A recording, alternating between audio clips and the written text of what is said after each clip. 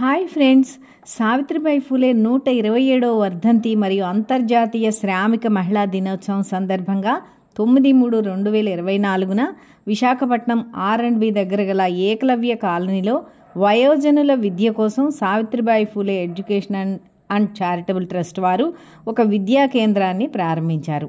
ఆ రోజున 100 మంది వయోజనులు ఆ కేంద్రంలో రిజిస్టర్ అవ్వడం చాలా విశేషం. ప్రగతిశీల మహిళా సంఘం ఆధ్వర్యంలో జరిగిన బహిరంగ సభలో Savitribai Phule educational and charitable trust chairperson Shrimati Guduru Seethamahalakshmi garu మరియు ప్రగతిశీల మహిళా సంఘం ప్రధాన కార్యదర్శి శ్రీమతి ఎం లక్ష్మి గారు ప్రసంగించారు. కాలనీ వాసుల కోరిక మేరకు ఆ కేంద్రం నడపడానికి టీచింగ్ స్టాఫ్గా 3 వాలంటీర్లు ముందుకు రాగా వారికి హానరోరియం ఇవ్వడానికి, టీచింగ్ మెటీరియల్ కొనడానికి Savitribai Phule educational and charitable trust వారు అంగీకరించారు. ఆ సభ ఇప్పుడు చూద్దాం రండి.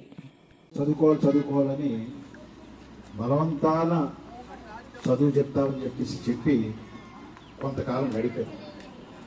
ఇవాళ దానికి సంబంధించిన నిధులు ప్రభుత్వం దగ్గర లేక ఇవాళ ఏం చేశారంటే ఎక్కడా కూడా పెద్దవాళ్ళు చదువుకోవడానికి వీలైన బళ్ళు ఎక్కడా కూడా ఈ విశాఖపట్నం మొత్తం మీద ఇన్ని లక్షల మంది ప్రజలున్న చోట ఎక్కడ కూడా బళ్ళు లేవు. అంతేకాదు ఈ నగరం ఒక మహానగరంగా విస్తరించేసింది, రోజు రోజుకి పెరిగిపోతుంది. ఈ నగరానికి వందల మంది ఇవాళ నివాసయోగ్యం లేని ప్రదేశాల్లో వాళ్ళు బతుకుతున్నారు.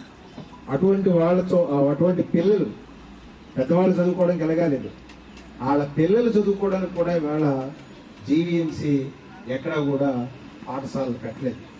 చాలా దూరం పోయి ఆ పాఠశాలలో జాయిన్ కావాల్సిన పరిస్థితి.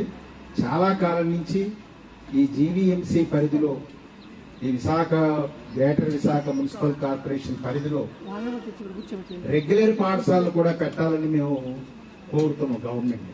కానీ ఇంతవరకు గవర్నమెంట్ ఎక్కడా కూడా అటువంటి పాఠశాలలు పెట్టిన దాఖలు లేవు. వేదిక మీద ఉన్న నా సోదరులకి సోదరిమణికి, వేదిక ముందున్న మీ అందరికీ కూడా నా హృదయపూర్వకమైన సామాజిక ఉద్యమాలందరూ తెలియజేస్తున్నాను.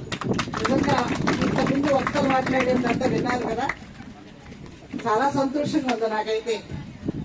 నేను దాదాపు ఒక 40 ఏళ్లు టీచర్ గా పనిచేశాను. ఈ మధ్య విఆర్ఎస్ తీసుకున్నాను. పూర్తికాలం ఇలాంటి పనులు, సామాజిక సేవలు పూర్తికాలం పనిచేయాలి. టీచర్ గా నాకున్న అనుభవంలో మొట్టమొదటిసారి పిల్లలు అంటే ఇప్పుడు వేళ చెప్పారు కదా సార్, 75 ఏళ్ళు పెద్ద ఆయన, ఇంకా 100 మంది పేర్లు ఇచ్చారు. మేము చదువుకుంటాం, మాకు చదువు నేర్పండి అనే డిమాండ్ తోటి మా వద్దకు వచ్చిన మొదటి వ్యక్తులు మీరే. మేము వెనకబడ్డాం. నేను 90 నుంచి మాస్టర్ ఇందా చెప్పారు కదా, విశాఖ సాక్షరతా మిషన్ తరపున అక్షర జ్యోతికి ఈ జిల్లా కోఆర్డినేటర్ గా పనిచేశాను. నేను గ్రామాల్లో తిరిగి పెద్దవాళ్ళు వెనకాల పడి వయోజన విద్యా కేంద్రాలు పెట్టడానికి, వాళ్ళు చదివించడానికి, వాళ్ళు కూర్చోబెట్టడానికి, రాత్రి పూట పలకలు ఇచ్చి, పుస్తకాలు ఇచ్చి, బలపాలు ఇచ్చి, వాళ్ళ చేత అక్షరాలు దిద్దించడానికి, నేర్పించడానికి నేను చాలా అలసట్లు పడ్డా.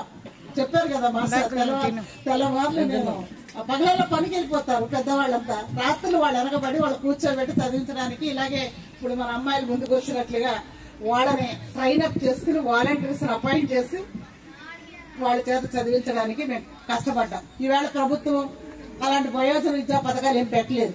ఇంకా మీరు చదవద్దులే, మీరు ఎలా ఉన్నా మాకు అవసరం లేదని చెప్పేసి ఈ దేశంలో ఉన్న ఇంకా 45% ప్రజలు నిరక్షరాస్యులుగా ఉన్నా గాని పట్టించుకోకుండా, అక్షరాలు తెలియకపోయినా వాళ్ళకు ప్రభుత్వాలకు ఏమి బాధ్యత లేనట్టు వీళ్ళు వదిలేశారు. ఎందుకంటే చదువు విలువ తెలిసిన వాళ్ళం మేము మాట్లాడుతున్నాం. ఈవేళ చదువు లేకపోతే నేను ఈవేళ మీ ముందు ఇలా నిలబడి ఉండేదాన్నే కాదు, సావిత్రిబాయి ఫూలే గురించి తెలుసుకునేదాన్నే కాదు, డాక్టర్ బాబాసాహెబ్ అంబేద్కర్ గారు ఏం చేశారో తెలిసేదే కాదు, మహాత్మా జ్యోతిరావు ఫూలే ఏం చేశారో తెలియదు, నారాయణ గురు ఏం చేశారో తెలియదు, మన కోసం వాళ్ళు ఎందుకు ఆ జీవితాలు అర్పించారో కూడా ఎవరైనా చెప్తే వినేదాన్ని తప్ప చరిత్ర నేను చదువుకుని ఉండేదాన్ని. గూడూరు సీతామహాలక్ష్మి, అట్లాగే అఖిల భారత శరీర అవయవదాతల సంఘం వ్యవస్థాపకురాలు కూడా. మిత్రులారా, మేము Savitribai Phule education charitable trust తరఫున గత 20 ఏళ్లుగా నిరుపేద బిడ్డలని దత్తత తీసుకుని చదివిస్తున్నాం. ఆడపిల్లలు తల్లిదండ్రులు కోల్పోయినా కానీ, సింగిల్ పేరెంట్ ఉన్నా కానీ, ఎకనామికల్గా చాలా వీక్ సెక్షన్కి చెందిన బిడ్డల్ని మేము డాక్టర్లుగా, ఇంజనీర్లుగా, ఐఐటీఎల్స్గా, గ్రూప్ 1 ఆఫీసర్లుగా సిద్ధం చేశాం. అలాగే నాతవరం మండలంలో 20 గ్రామాలు దత్తత తీసుకున్నామండి. ఈ హెల్పింగ్ ఆర్ట్స్ అని నా స్టూడెంట్స్ వీళ్ళు, ఇగో రాఘవ అని ఇక్కడ ఉన్నారు, జిఎంసీ ఇంజనీర్ నా స్టూడెంట్, వీళ్ళని యూత్ను ఒక 100 మందిని తయారు చేసి గ్రామాలకు తరలించి అక్కడ కూడా వెనకబాటుతనం ఉంది, నిరక్షరాస్యత ఉంది, అక్కడ కూడా సరైన విద్యా సదుపాయాలు లేకుండా ట్రైబ్స్, ఎస్టీల పిల్లలు కానీ, ఎస్సీ పిల్లలు కానీ, ఇంకా వీకర్ సెక్షన్ పిల్లలు కానీ ఎవరైతే విద్యకు దూరం అయిపోయారో వాళ్ళందరికీ కేంద్రాలు మేము పెట్టించగలిగాం. దాదాపు నాతవరం మండలంలో 560 మంది బిడ్డలు తీసుకున్నాం. అయితే ఈవేళ POW లక్ష్మి గారు ఈ స్లమ్ ఏరియాలో కూడా ఇంకా పిల్లలు కానీ, పెద్దవాళ్ళు కానీ, వయోజనులు కానీ విద్యకు దూరం చేయబడి ఉన్నారు.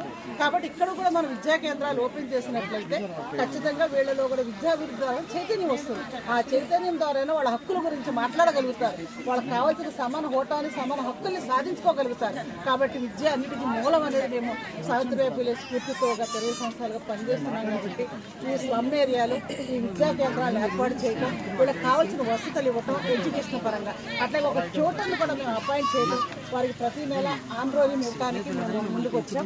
ఇంకా ఎక్కడైనా సరే మన విశాఖ పరిధిలో ఎన్ని స్లమ్స్ ఉన్నాయి కానీ అన్ని స్లమ్స్లోని కూడా ఇలాంటి విద్యా కేంద్రాలు ఓపెన్ చేయడానికి, ఒక టీచర్ని అపాయింట్ చేయడానికి మా తరఫున వాళ్ళకి కావాల్సిన టీచింగ్ మెటీరియల్ అంతా కూడా అందించడానికి సావిత్రిబాయి ట్రస్ట్ కృషి చేస్తామని ఈ సందర్భంగా తెలియజేస్తాం.